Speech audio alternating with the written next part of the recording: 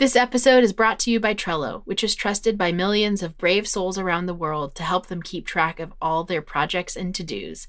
Trello is the easy, free, flexible, and visual way to manage your projects and organize anything.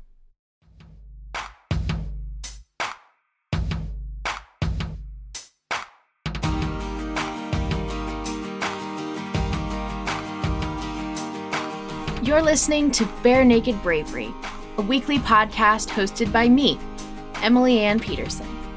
This is the place where we expose the threads of heroism that stitch together the stories we admire most.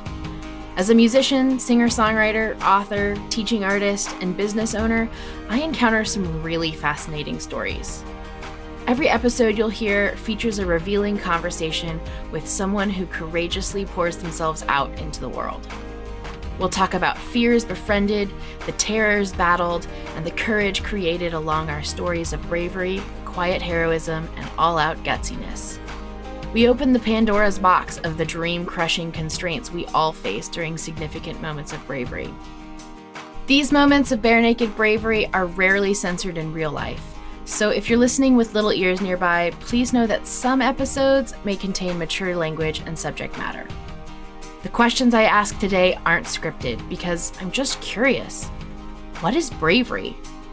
My hope for us all is that by listening to others search for and find their bravery, we will find our own. For that is what we need most, to know that we are not alone.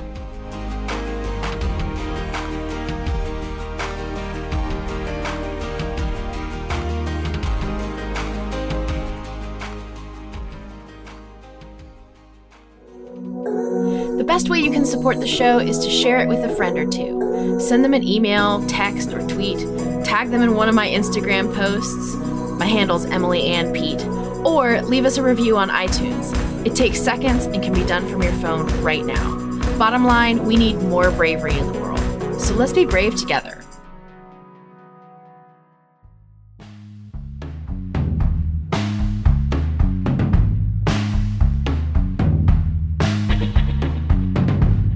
In today's episode, we get to talk with Siolo Thompson. If you haven't heard of her yet, then I am so stoked to introduce you to her. She and I know each other through the music and art scene here in Seattle, Washington. Siolo is a self-taught visual artist and also the creator of the gorgeous Lion Strider tarot deck and Scrying Ink tarot decks. She also illustrated the book The Better Bombshell, where writers and artists redefine the female role model, which I think is so cool. I, in the past, have so enjoyed talking with Siolo about creative entrepreneurship that I couldn't resist inviting her to join us today, and hopefully she'll come back in a later episode, because we definitely didn't cover everything there is to cover. She is a total powerhouse when it comes to knowing how to value her contributions and art in an analytical and straightforward way, which, as you'll soon learn about me, it's something I adore seeing in my peers because I know it to be one of the greatest factors in being brave. A lot of folks who know Siolo Thompson as a visual artist don't know how she got her start in the work of visual art, or at least I didn't when I first met her. This is where we jump into today's brave conversation.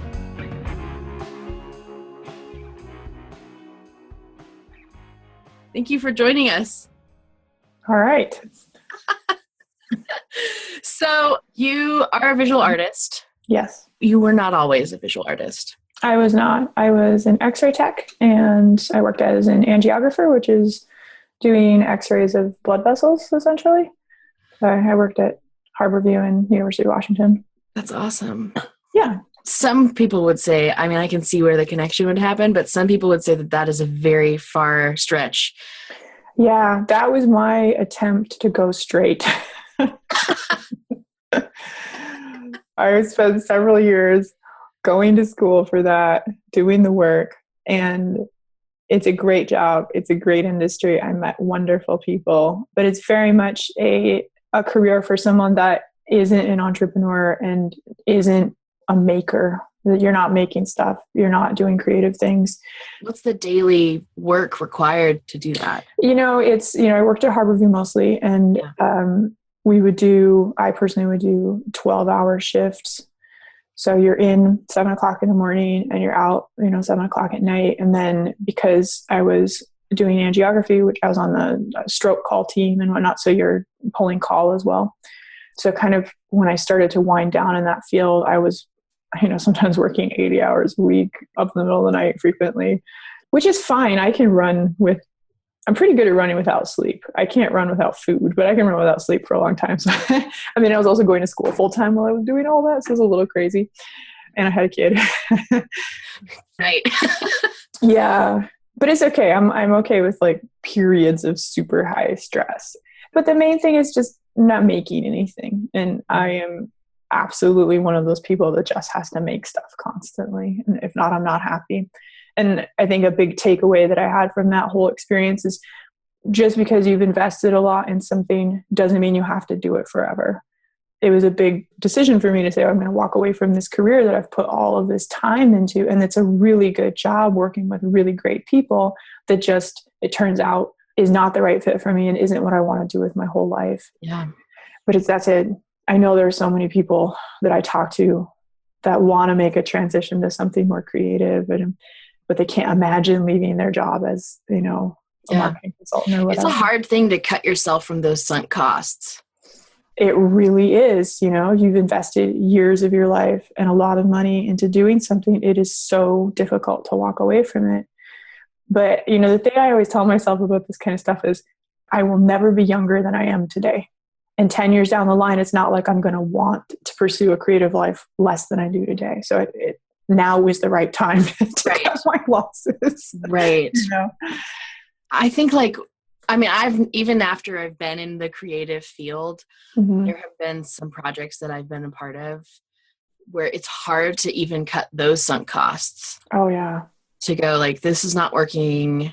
Sorry guys, I got to get out of here, where you can see the trajectory of a project or a group or a collaboration or an event and like, this is not where I'm wanting to go. Yeah. And it's hard. It's super difficult. And talk about bravery. I think it can be really hard. And then the flip side of that is that you can't walk away too easily from things.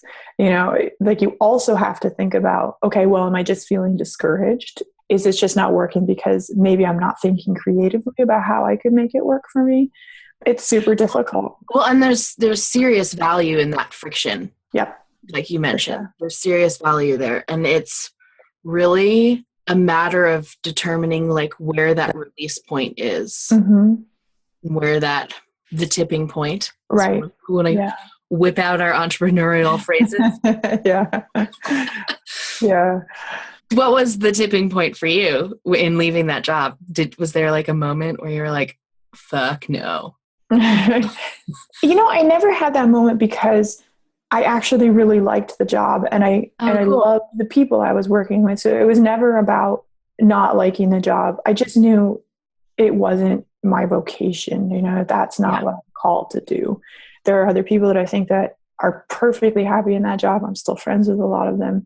But I started to just see a different path for myself, creating art and making things, and I just couldn't imagine myself not doing that. And honestly, like it was a process because I had to downscale my life significantly. I sold my house, got rid of my car, I rode a bike for years and stuff, just all of these things because I knew money was always going to be an issue. It's just going to be super difficult. Was there, because I think a lot of artists, not all, I'm not going to say all, but a lot of artists have that financial struggle. Yeah. You're mentioning, what was the hardest lifestyle adjustment? I bought this little house in Shoreline and I grew up super poor and in a really strange situation where, we just moved all the time. And I had this image in my mind and I still have this kind of thing about wanting to like own stuff that's solid and in a certain place, but that really takes a certain kind of financial situation to make that happen. And so letting go of that idea of owning a house or, properties, which is, when I was a little kid, I didn't play with dolls, but I would put my brothers in boxes and pretend I was a landlord. That was my big fantasy, like go around and collect rent for them. I couldn't pay, I'd like tip their box over. Oh, that made my day.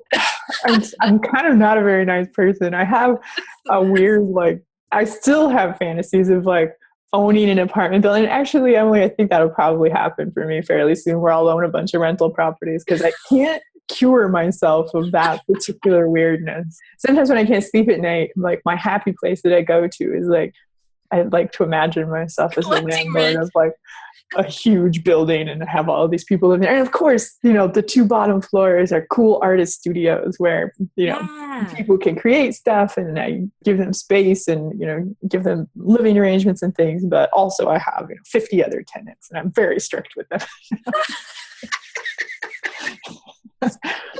Go make this happen. You'll see. And I'm going to move in.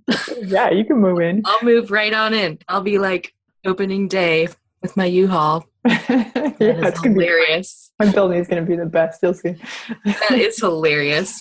And you deferring that dream, not letting go of it, because I have not let go of my landlord. Oh, I'll feed it. I'll feed that dream. Yeah, just deferring it for a while. That was a really hard thing for me, because I was like, okay, I got to push that off. It's always like, that's been a tricky issue for me, because I've moved a lot also. And some of it's been externally sourced, you know, like roommates move, et cetera, all that stuff. Yeah. Some of it is also just, I'm okay with being a nomad, but I'm like a reluctant nomad. Mm-hmm. Very much reluctant. But occasionally I'll get to this place where I'm like, oh, I kind of need to like rearrange some furniture or move or something. Yeah. I mean, I see them as kind of warring impulses within myself, and I think other nomads that I know, where you're really comfortable in this space of moving around and going new places. And there's something in that that really feeds you. And at the same time, we have this impulse to nest and like build the beautiful garden that's going to take 10 years to come to fruition. And, you know, and the thing that I've really learned over the years is to be in the place that you're in, really occupy it. Let yourself grow complicated plants that might take 10 years and that you might not be there to see. It's okay. You know, enjoy the plant when it's 6 months old and enjoy the plant when it's a year old, and don't worry about, am I here forever? It doesn't matter. Yeah. I definitely, now that I've moved enough, I'm an advocate for put the picture frames on the wall right away. Yep. Like, don't worry about holes. You'll fill them later, you know. Yeah. Live in your life, like completely occupy it as much as you can at all times. And, you know, that's all right, because, I mean, we're all going to die anyway. You know? Yeah, we're all not permanent. You know, it's funny because I can be a little bit dark, but to me, the idea of death is one of the most motivating things possible. It comforts me so much when I'm afraid to do something, to just say, gosh darn it, you know, you're gonna die anyway. So who cares if you fail right now at this big project, or if you try to do this thing and it doesn't work out? It doesn't matter. You know, your embarrassment will die with you. It's okay. You know? I just find that very comforting. It always means that I can do the scary thing, you know? Yeah, it really does. And okay, so you mentioned failures, which is a great intro. Let's list some failures. Okay. And I'm happy to go back and forth too. Sure. One that was really hard for me, and I'm still trying to kind of sort out all the places where I went wrong and all of the things, but I've learned so much from it. A few years ago, I did this project called The Better Bombshell, and it was a book basically with a blog and events and all this other stuff. But it was a book that the idea was to kind of celebrate the modern feminist role model, or the new part of the problem. This project, so it wasn't focused enough. But anyway, we got 30 like great writers and great artists involved. We teamed them up. We had them work together to create. I mean, we had people like Roxanne Gay. I remember the book. Yeah, it was Dave awesome. Barry, I mean, like Rick Bass, Craig Childs, like all of these people that I see on like New York Times bestsellers list that are, you know, huge writers, Pulitzer Prize winners, you know, crazy people. And we had them working on this book, which was wonderful. And I had a team. We started off as 3 friends, and now we don't even talk anymore. Which also I feel like is a huge personal failure, that somehow in the process of creating that book, because it was, you know, it took us a year, it was very stressful. There was a lot of damaged relationships and whatnot. But it was also, I guess on the failure side of it, we printed a ton of books. We went into personal debt to do it. Like part of what we were doing was we really were committed to paying each of the participants. You know, we paid each of the authors not a ton of money, but a small stipend. But, you know, that meant we had to do a crap load of fundraising. We did fundraising events. we borrowed money from people in our network. Like just, we really put ourselves out on a limb. Yeah. And at the end of the day, I think the book was wonderful and I'm proud of it. But if I'm really honest with myself from an entrepreneurial standpoint, it had no chance of selling as a product. You know, it's not the kind of thing that people buy. It's the kind of thing that people want to be a part of that community and they want to support it in a community way. And I probably could have figured out, knowing what I know now about kind of building networks and all of these different things, I could have made the project profitable if I had never approached the book as a possible moneymaker. I was sort of, for some reason, I thought the book would sell. And I know now why it didn't. I know now why it couldn't. But I still ended up in debt and with boxes of books in my garage. And it's hard. It hurts when you think about something that you put so much of your life force into. And, you know, I dedicated a year of my life to that project and to building something. And now when I look at the books, it's just kind of a punch in the gut. Like, God, I made so many mistakes. I also have I think my parents still have CDs of things that boxes of CDs, the things that I've been part of. Yeah. I've given boxes of CDs to Goodwill. And, you know, like. And isn't that difficult? It's so humiliating on a certain level where you're like, I made this thing. I made it the best I could. I put so much into it. Yeah. And nobody wants to buy it. I was actually talking with one of my friends, Kirsten Wenlock. She helped me do the cello yoga album that I put together. Mm-hmm. And then she and I and my co-producer for my upcoming album, the three of us were talking about this very thing. And we all decided that it's probably just best to bring the box of CDs to a music festival and just hand them out for free. Yeah. Because at least then that way, they are in the hands of people who like music rather than in the hands of a Goodwill employee who's going to maybe just throw them in the trash. Right. I think I handle it by remembering the good parts of those projects, you know, like the fun tour we did together or the hilarious moments that we had in rehearsals. So I try not to focus on how things ended or the bad stuff. But I mean, it is still the physical presence of them in your life is not a fun thing. It's not a fun thing. But I mean, it's still on certain levels, the project was successful. I mean, we made a really cool thing, you know, and the books are still used there are a couple of people teaching college courses where they use it in their gender studies, you know, classes. And I see the books on bookshelves at bookstores, but I just know the numbers, you know, quarterly, the book, I'll get a distribution report and the book will sell 15 or 20 copies, but it's never not at the beginning and nowhere in the future will it ever sell enough to begin to make up the cost of it, you know, but it's okay. You know, I learned a lot. So after you realized that project totally tanked. Yeah. What did you do? On a financial level. It didn't tank on every level. I think it was an incredibly positive. So many relationships came out of that. Not just mine with people, but relationships between artists and writers, relationships between other artists, relationships between people in the community. And in my own life, I met people that I have relationships now that are worth more money than anything in the world. So I wouldn't say that it totally tanked. Okay. It just tanked on the money side. I retract my totally. So financially, after it tanked, what was the thing you did? Did you have a bubble bath? Did you? You know, it's just the process. Publishing is a glacially slow industry. Mm-hmm.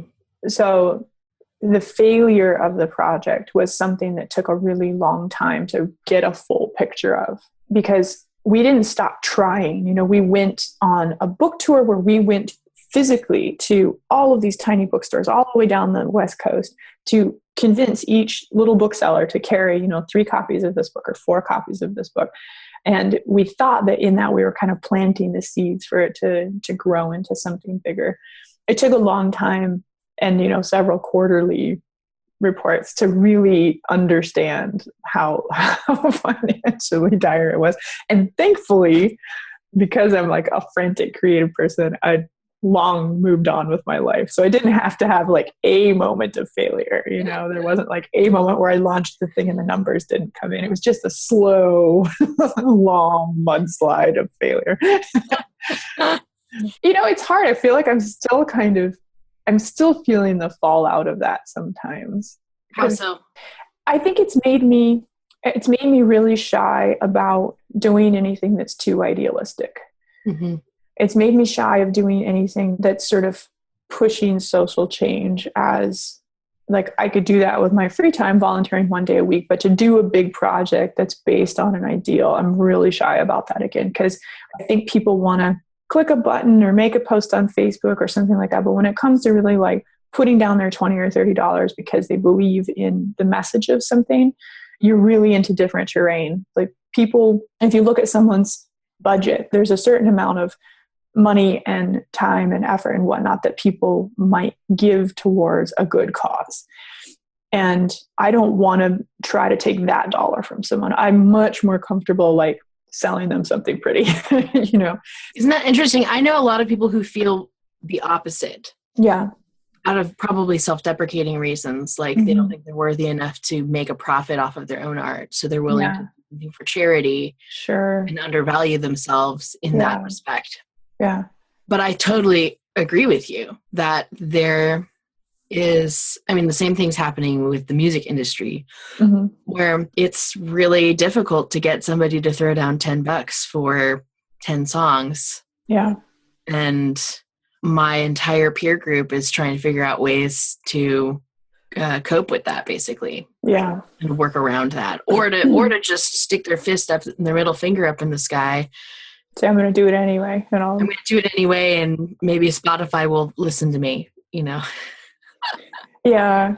I guess one of my advantages as an entrepreneur is that I'm really quick to say, okay, this channel isn't working. We're going to switch it. We're going to jump on the next thing. We'll try this other way of doing it. And I have this, it's a blessing and a curse, but I personally never feel like I can't do something. I just have to figure out how to do it, I'm probably in the same boat as thing. I'm probably in the same boat as you. Yeah. I think it comes with having a vivid imagination, because it's really easy for me to imagine myself in anything, That's a good point. I realize it's a bit of a fantasy with some of the stuff, but I'm always like, oh yeah, I could do that. I'll train your tiger. No problem. I can figure it out. Have you trained tigers before?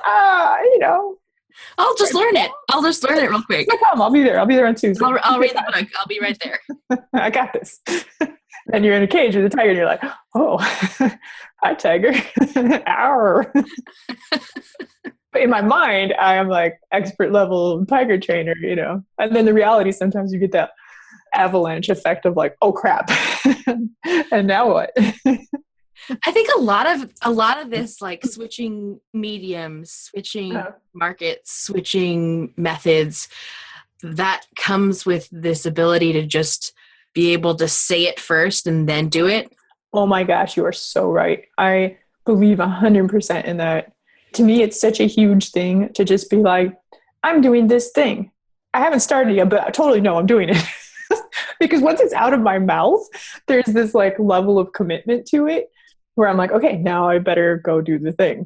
Well, and I know that research would say otherwise. Like, really? Yeah, well, there are some studies out there that say that if you have a goal, don't tell anyone, because telling people about it is a surefire way to set yourself up for failure. The problem is I get too excited about stuff. Like, oh yeah, same I here. can tell myself that all day. Like, don't tell anyone about this big thing you want to do. And then I'm like, oh, I'm so excited I'm doing a thing. I can't, I'm a dork. I can't help myself. Well, and I also think that it might be my own level of testing the product or the idea to see like what someone's response is going to be. Yeah, for sure. Although I know that sometimes my community can be biased about certain things. So it's also not a true test of what market standards are, but definitely saying, hey, I'm writing this song about blah, or this new project about XYZ. Yeah. Do you have people in your life that will listen you when you say those kinds of things and will tell you it's not a good idea? Or is everyone basically supportive? And well, you can, I mean, yes is the answer, but you can always tell if somebody's actually thinks it's a good idea or not. Or if they're just like, oh, there, Emily. Yeah, a surefire, cool, that's awesome, pat on the back response is like, oh, cool, with a head shake. Yeah. Oh, rad. Oh, interesting. Cool. Like, that's the response that that's the response I'm glad to hear, because that tells me, oh, okay, first of all, like, you are not the audience. This doesn't matter to you, you know? Yeah. Or I need to tweak the idea to get someone to go, oh, when is it launch? Or when is it out? Because those kinds of like tangible questions as a response end up being the thing that tell me, okay, this is a cool idea. Right. But I also, switching from solely just a cellist to other art forms and other mediums of doing artsy stuff, that was difficult. That was so difficult because I had always said, hi, my name is Emily. I'm a cellist. Yeah. And everyone I knew me as Emily, the cello player. Right. And so it's been so hard to get that switched over, you know? Yeah, I could see. Right. But the first step of that was stopping to call myself a cellist. Like, even though I still am, I can't say it publicly. Yeah. Because that just feeds that tiger in that cage, you know? Right. So. Gotcha. I don't know. How do you test those ideas? I am a big idea person. Like I have ridiculous ideas that I think are like $1 million ideas several times a week. Like my poor partner.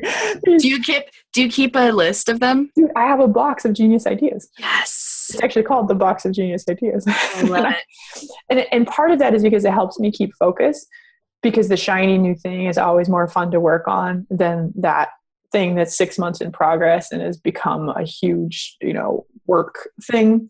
But I definitely give my permission to write down the genius idea and stick it in the box for later. But it's so often when Andrew will come home and I'll be like, dude.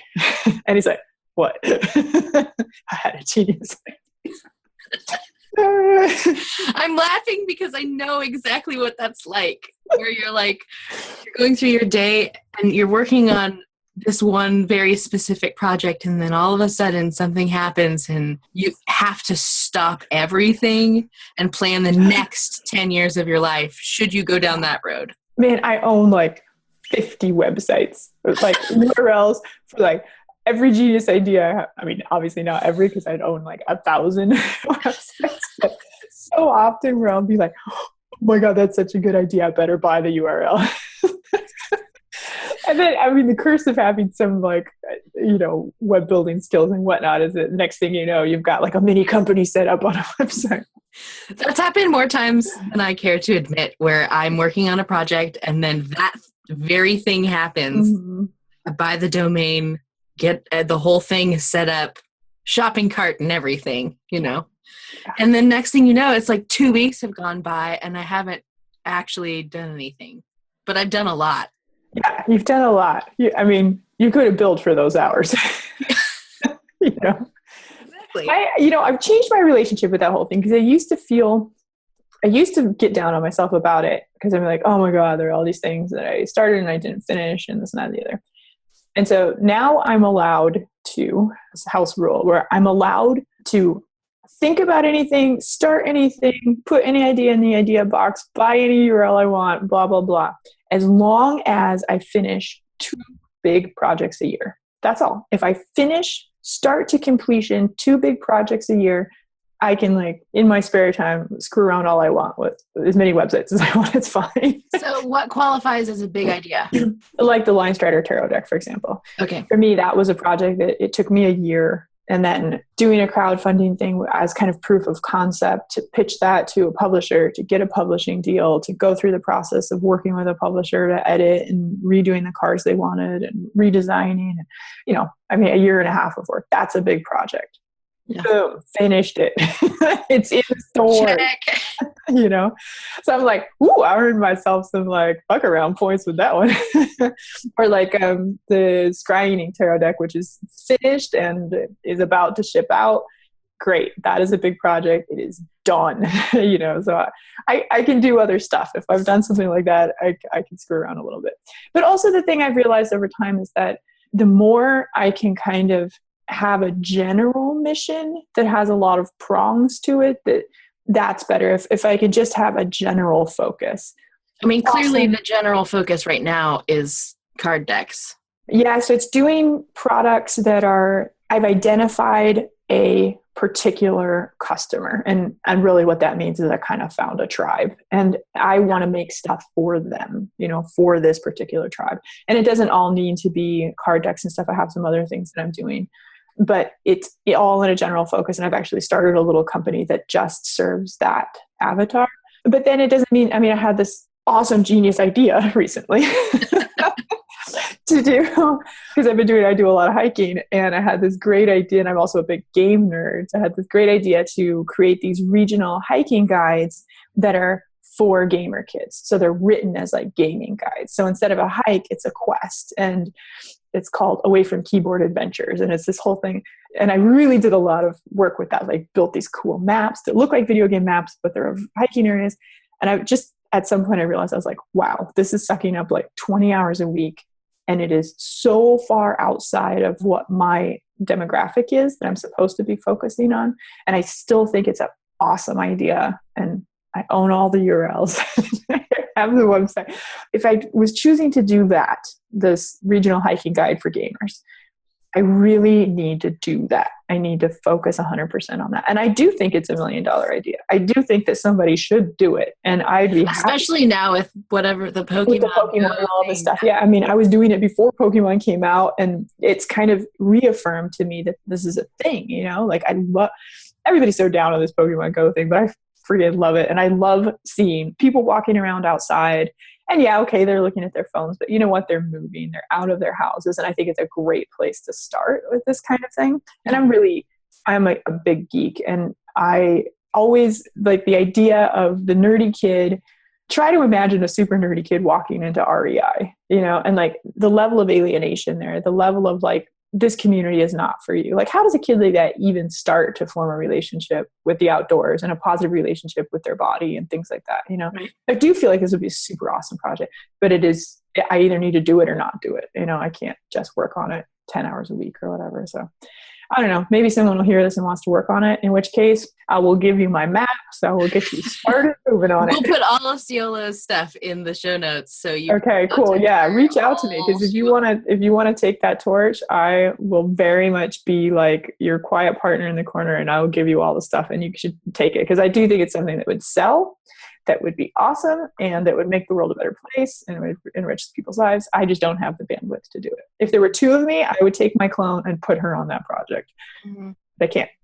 Yeah, I mean, and that's a large scale project, but it also happens in small scales too. Oh, for sure. For sure. For songwriting, for instance, there's a bunch of songs that I've written that I actually really like, but I don't have an audience who would enjoy them as much as I do. Mm-hmm. So I'm like, I'm just not gonna stay there for a while, and I'll whip it out whenever I can or want to. Or yeah, it comes down to like with anything, knowing your audience and really caring about your audience and understanding, like, yeah, this is something they would probably like and enjoy and would enrich their lives. And then be like, this is something that they would listen to because they like me, not because they like it, you know, or whatever.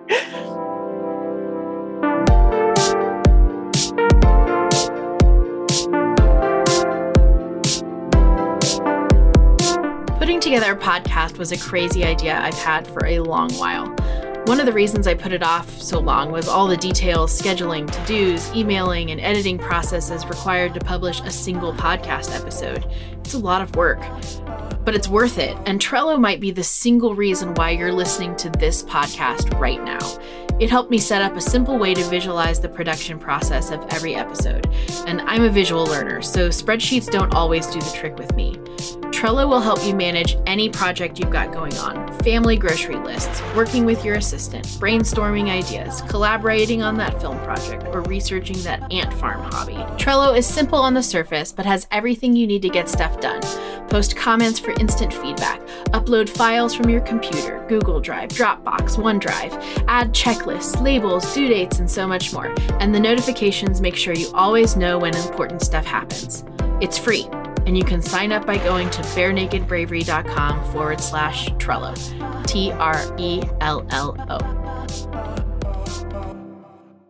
How did you come across this little tribe? It happened out of the Line Starter project. So I started creating this tarot deck, and I just did it for myself, kind of coming out as a Better Bombshell project and feeling a little bit burnt out and not really knowing where my place in the art community was at that point. Like, I had all of these connections, but there was a year where I did, I think, 34 shows, where I was in 34, like the group shows, solo shows, whatnot, creating paintings and doing, and I was just like, why am I doing this? And then when I sat down and I was really honest about the numbers too, you create a painting. If you actually pay yourself for the number of hours it takes to create the painting, and then you take it to a gallery, the gallery takes a 50% cut. If you're shipping it somewhere, you have to add that on. And then will it sell? Will it not sell? Like, from like a financial standpoint, it's such a losing game. Even if you sell really well, it's still, you're not paying yourself, essentially, is what happened. Yes. So I was really struggling with that. And with, all of these galleries closing and just the general, like the specific art market just didn't seem very sustainable to me. And I didn't really know where I stood in it. So I was like, I'm going to kind of do a personal project. And I love sort of doing illustrative stuff. And I like doing series of things. And I had been just kind of dabbling in tarot just for kind of personal guidance and meditation and whatnot. And, now, for someone who has no experience with tarot and very averse to it, how would you describe it? To me, because I'm honestly not a super spiritual person, like, tarot it's 78 cards that come in a box, and the cards all have specific meanings, but they're really based very much on like kind of archetypes that are present just in Western thought in general. So, emperor characters and empress characters and, the sun and the moon and things like that. And you use the cards to ask yourself questions, ask yourself focused questions about what you're doing, about your life, about your relationships. And then you use the cards to seek answers. And whether you believe that the cards themselves are giving you something from the unseen realm, or whether it's just a way for you to really think hard about what you need to be thinking about. I have the Line Starter. The Line Starter deck. And I definitely use it in that respect I'm really stressing out about XYZ project. What are some things that I haven't thought of yet? Mm-hmm. And whether, like, say I draw 6 cards, even if I've already thought about all those things, it's still a really great practice to be open to looking at something from a different angle. Absolutely. And I think there's enormous value in just sitting down and having a conversation with yourself where you say, okay, I'm feeling unsettled, or I'm feeling unfocused, or I'm having a lot of anxiety, and then really specifically trying to identify where that's coming from and asking yourself those important questions. So if you sit down and the questions that come up for you are relationship focused, you're like, okay, maybe I'm feeling insecure in my relationship, and why, And the thing with the cards is, like, they often do tell you what you need to hear, which you can take that any way you want, but it's pretty cool. But I started doing it kind of just as an art project too, as a sort of therapeutic art project, because tarot decks are beautiful. And, the idea of creating one from scratch just seemed like a wonderful project. But as the project grew, I started to realize that it did have commercial potential in a way that's really different. It was something that helped me understand why the Better Bombshell book didn't sell. The cool thing about a tarot deck is that it isn't about me as a creator. It isn't about a message I'm trying to put out into the world. What it's about, it's a tool, and it is about the person that purchases it. So if you purchase a tarot deck, it is a tool that will help you think about your life. It's focused on the user rather than on the creator. And as a creator, I get to put this object into people's hands that I worked really hard on, that I think is beautiful. But really, once it's in their hands, it becomes theirs, and it becomes a way for them to think about their life. And I started to just kind of understand that in the past, some of my projects have failed because they were just too much about me, or too much about a specific message I was pushing, and they didn't give enough room to the viewer or to the user to use them in their own way to make them part of their life. I mean, it was an interesting lesson, and it's something that I think I'll carry with me forever. You don't need to preach loud to be heard.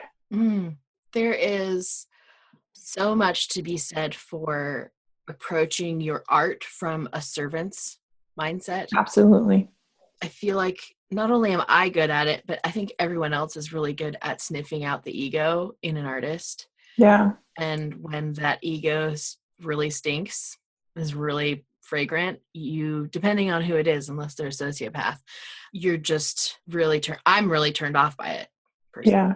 When I see an artist like yourself who is really approaching their career from this mindset of what do they need?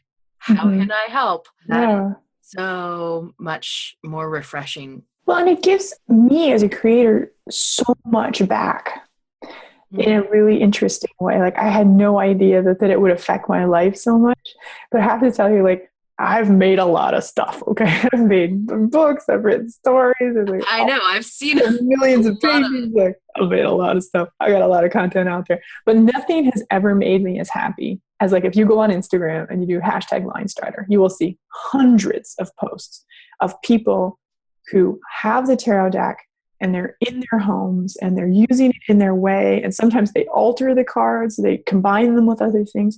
But this is something that I made that is now in their lives and bringing them meaning and joy. And there is nothing that has ever made me happier. It's just so cool. And because of that, like, I really have this very clear idea of who that person is. And I want to make stuff for them. You know, like, those are the people I want to make stuff for because they're so awesome.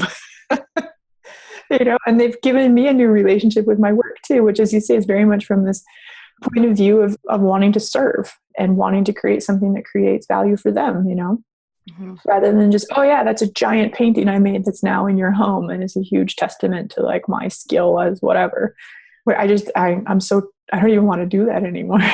You know, like, it's a real struggle for me now to even create the kind of work that just hangs on a wall and I do think there's definitely a place for that. And it does bring meaning to people. It's just, it's not what I want to do. Yeah. You are part of the collaborative adult coloring book for Bare Naked Bravery. And I am so stoked. At the time of recording this, we haven't actually seen all the artists' pages. Every artist, there's 10 of them, everyone from around the world, which I thought was so cool when I tested this idea out with a couple people and I got like 3 or 4 yeses on it. Yeah. It was like, oh my gosh, this is so cool. I can't believe that there are 10 people, just 10 people who are stoked about being part of something together. I think that's a really neat. I think it's really cool. Yeah. It's really cool. And I think it's cool to make something that you create the framework and then someone else takes it and adds their creativity to it in their homes, in their own way. And I think that's really beautiful. So I'm excited to do it. I thought about making a tarot specific coloring book, but I think that's all right. I think Llewellyn already has one. For those of you that don't know, the coloring book is square. So we made it so that you can share it on Instagram after you're done coloring it. And then every page has the artist's Instagram handle on it and also features a quote about bravery or courage or innovation or all the stuff that's that's in the podcast. So you get to color it while you're listening, which I think is a fun thing to do. It makes listening to each episode a little more special. And I also, like you, I wanted everyone who's listening to get something. Right.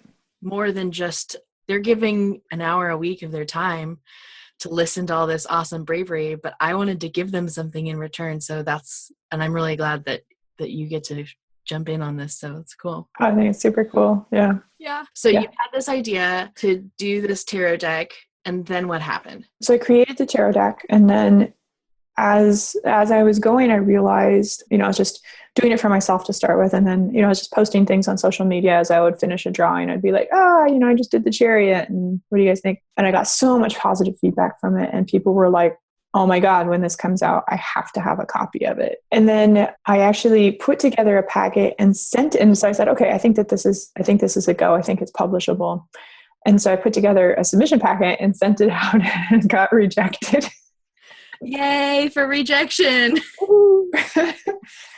And it was funny because I was like, no, that's not right. That's not how this was supposed to go. you just don't get it. I was sure the publisher just didn't get it, And so I was like, I'm going to do a crowd, what do you call it? A crowdfunding thing. I did an Indiegogo campaign, which was really daunting too. It's difficult to crowdfund. One, you need to be very organized. You need to be strategic if you're going to be successful. There's a lot that goes into it. So I did a lot of research, and I think I put together a pretty good campaign. And then, just making those decisions too, like wisdom says that you need to have a video in order to sell your product. And I didn't do a video because I just feel like I'm such a big dork when I'm talking. I feel like I can look pretty good if I'm standing perfectly still. I totally disagree, but I'm such a emotive person that I turn into a sock puppet the minute I open my mouth. There is no dignity in me being on video. Well, the talking head crowdfunding video has been. Yeah, it has. I probably could have done something cool. I was just so intimidated by the idea of trying to do my pitch on screen because it's just such a puppet, Oh, it's so intimidating. It feels so much more visceral than telling someone you're going to do something and listening for their response. Yeah, that's true. It's a completely different kind of validation. Right. Well, so anyway, I did the crowdfunding thing and I put together some nice images for it. And I think that the work, it kind of sells itself too. I think that I worked hard on it, and I think it's a beautiful product, and people really responded to it. So the crowdfunding campaign went tremendously well. I sold every single deck I printed. And then after that, used that as proof of concept and and put together, really collected assiduous data about my analytics. And, I said, look, this is my customer. I put together a marketing plan based on that. I said, this is my customer.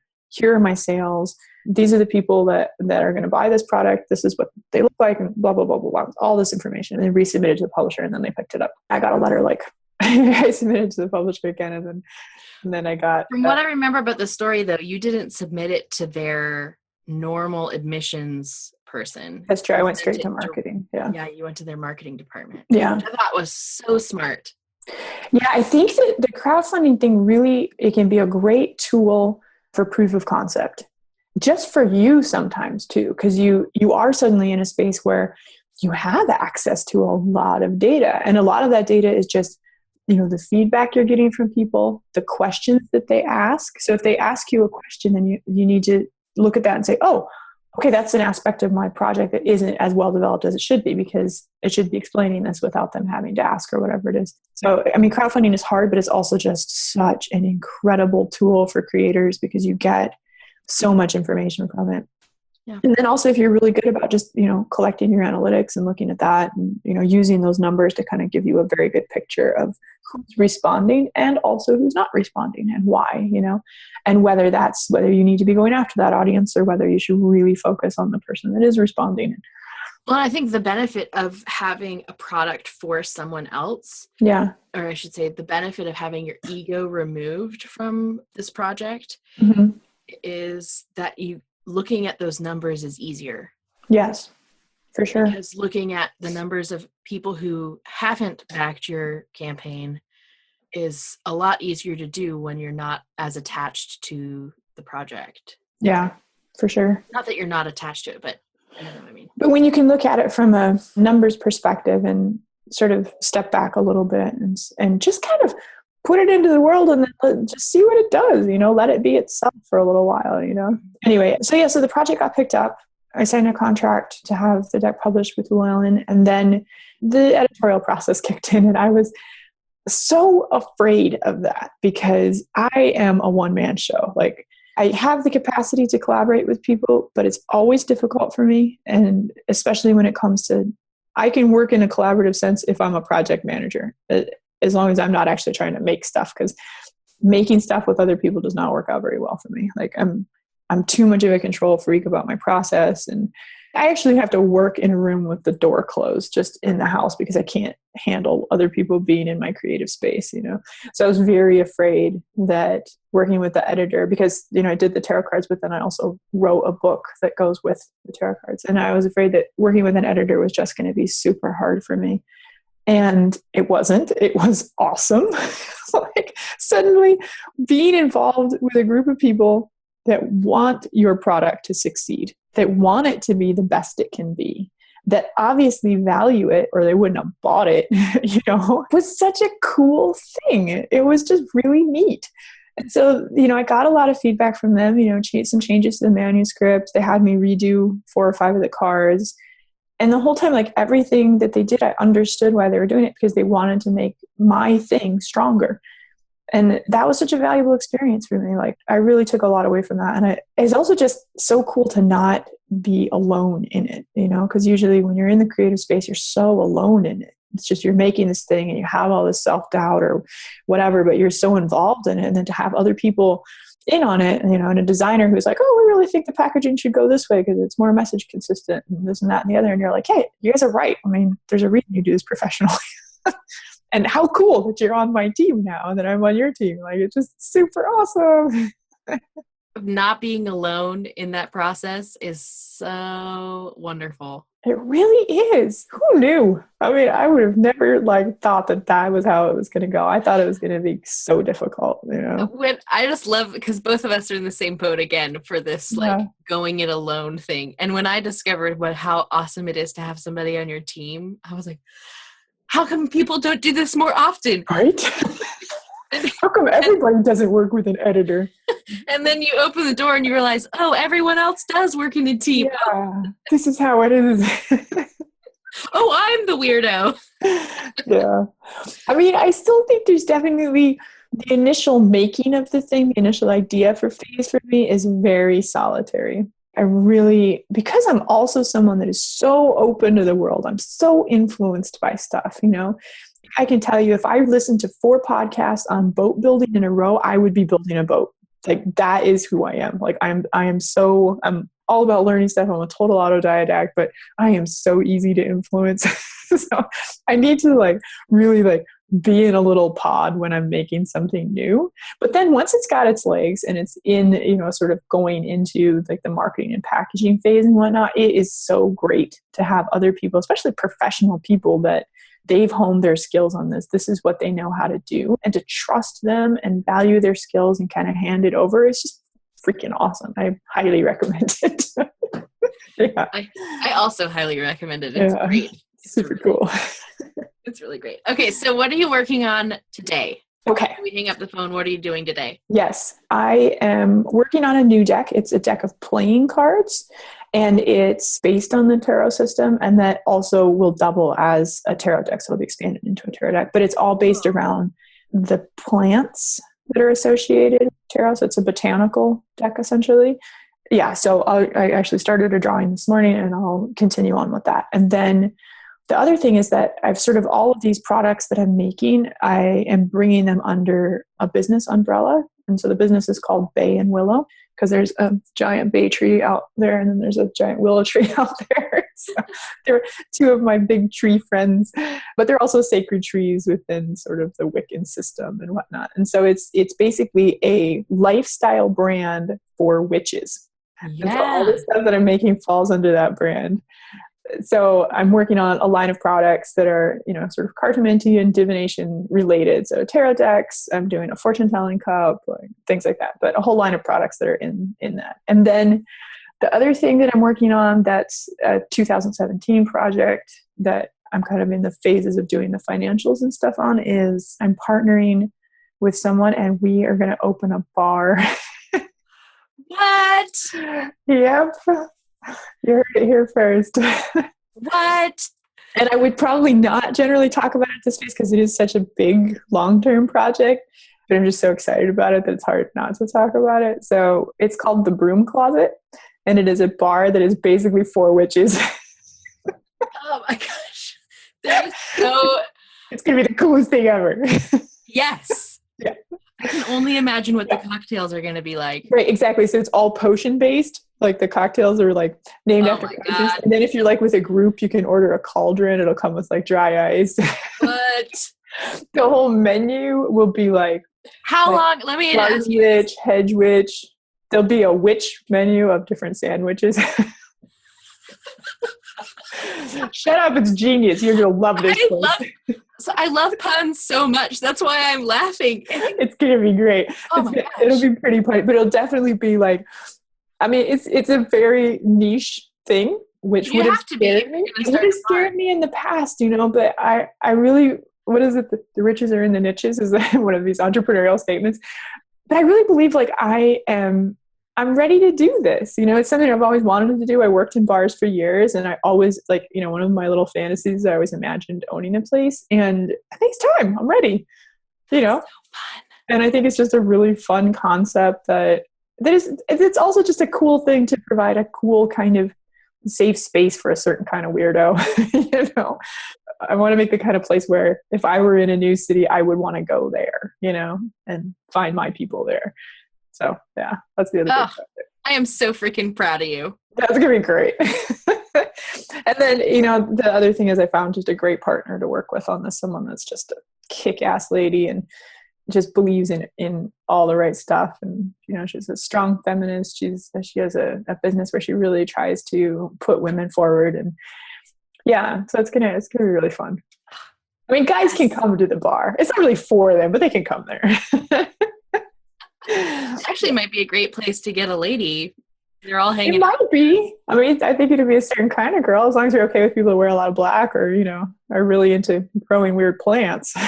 So come on. Yeah. Oh man, this is so fantastic. Okay, so everybody can contact you via all the links in our show notes. Yeah, or just Siolo Thompson. If you Google it, I'm out there. Yep, and she's on Instagram, and she's going to be in the coloring book. And I would love to have you back. Awesome. Maybe after my bar's up and running, I can come back and tell you what all the challenges were. Yes, please. Yeah. I'm sure there will be some. Oh, I know. It's going to be, it's a big daunting project. I got to say, I'm a little scared of the whole process, but it's going to be fun. I'm so proud It'll of be cool. I'm so proud of you. Yeah. Isn't she just fantastic? After I pressed stop on the record button, we ended up laughing about how hard it is for our respective tribes to put us in boxes, which is something that they have to do. We can't resist putting people in boxes, but it's hard for our tribes to do that because we're in so many of them. We both agreed that the phrase creative entrepreneur pretty much sums it up nicely without too much restriction and hindrance. So beyond the Bare Naked Bravery adult coloring book, which Siolo is featured in, your brave takeaway from today's show is super special. Siolo has created a surprise for the Bare Naked Bravery listeners. It's gorgeous, so gorgeous, like everything she does, and you'll definitely want to get it as soon as possible. Just go to the show notes for this episode where you can download it and make your own brave magic happen. Siolo Thompson and I are both on Instagram and Facebook, and if you're curious about her ventures, both personal and tribe-related, we've put all her links in the show notes for today's episode, including links to all of her products and wonderful things. If you've enjoyed listening to this episode as much as we have enjoyed making it for you, then please give us a review. It's the best way that you can get this little baby podcast to grow into something really brave and big. Seriously, it helps us out a lot more than it is a hassle for you, and you'll be part of making this bravery go far and wide, which is crucial. And if you're digging the music in today's episode, that is because it is brought to you by my friends at Music Box Licensing, a premier creative music agency dedicated to finding and crafting unique soundtracks. To find out more about all the artists, musicians, and other sponsors of the show, please visit barenakedbravery.com/sponsors. I'm looking forward to being with you next week because we have some great things in store for you. Until then, I have one message for you. It's this: be yourself, be vulnerable, be brave, because the world needs more of your bare naked bravery.